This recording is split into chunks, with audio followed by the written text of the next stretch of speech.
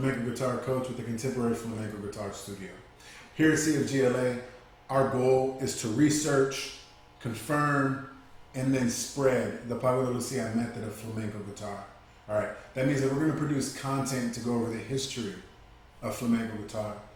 We're going to go over the techniques used in flamenco guitar, such as picado, alzapúa, rasgueos.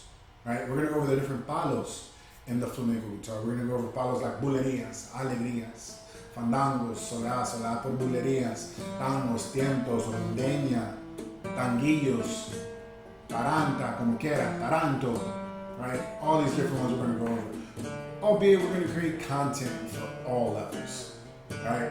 So it doesn't matter whether or not you're proficient and already gigging and doing shows and whatnot, or if you're interested, you're starting from scratch, right? As my teacher says, from the scratch, and you don't know anything, right? We're going to produce some content for you to help you, right? So like, comment, subscribe so that you don't miss any of our content, and most importantly, to encourage us, right? Because we're here as your flamenco guitar coaches to encourage you.